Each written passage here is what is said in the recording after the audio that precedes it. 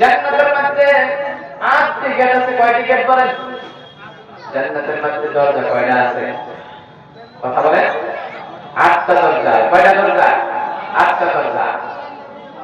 বিশ্বনবী বলেন ইন্নাল জান্নাতি সামানিয়াতু আবওয়াব লা ইয়াদখুলুহু ইল্লা সাইমুন। জান্নাতের মধ্যে 8টি দরজা আছে, তার মধ্যে থেকে সবচেয়ে বড় দরজাটার নাম হলো রায়্যান। কি নাম? রায়্যান। এই রায়্যান নামের দরজা দিয়ে যে কোনো মানুষ যে কোনো জান্নাতে প্রবেশ করতে পারবে না। কারা প্রবেশ করতে পারবে জানেন? জানেন? ওই রায়্যান নামের দরজাটা, যে বড় দরজাটা, সবচেয়ে দুনিয়াতে যেরকম first class, second class, third class ধরে না, হয়তো স্কুলে যান, headmaster, second master, third master আছে না নাই?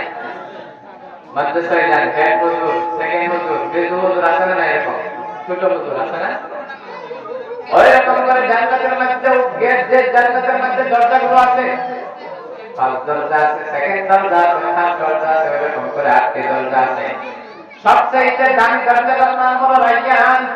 ওই রায়্যান নামের দরজা দিয়ে সব মানুষ প্রবেশ করতে পারবে না। লা ইয়াদখুলুহু ইল্লা সাইমুন। শুধু ওই জান্নাতের দরজা দিয়ে, লা ইয়াদখুলুহু ইল্লা সাইমুন, শুধু ওই জান্নাতের দরজা দিয়ে রোজাদাররা প্রবেশ করতে পারবে। সুবহানাল্লাহ। আপনারা রোজা রাখেন তো সবাই? কে কে রোজা রাখেন? ইনশাআল্লাহ দেখান তো একটা হাত উঠায়।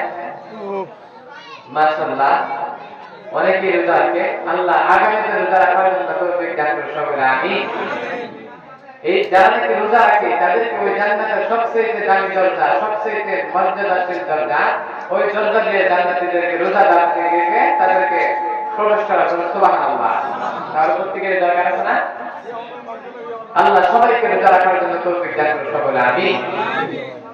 ওই জান্নাতের দরজাগুলো এত সাধারণ হবে না, ছোট হবে না। মক্কা মুআজ্জামা থেকে বাহরাইন নামের একটা শহর, একটা শহর থেকে আরেকটা শহর পর্যন্ত যেরকম করে নাকি পাস, ওই রকম করে এক একটা জান্নাতের দরজার পাস হবে। দুনিয়ার যেরকম নাকি আমাদের ঘরের দরজার পাস থাকে 3 থেকে 4 ফুট, তাই না? কিন্তু জান্নাতের মধ্যে যে দরজাটা থাকবে, এটা মক্কা মুআজ্জামা থেকে বাহরাইন নামের যে শহরটা, ততখান থাকবে। এতটুকু বাসা রাখতে হবে। কয়েক ধাক্কায়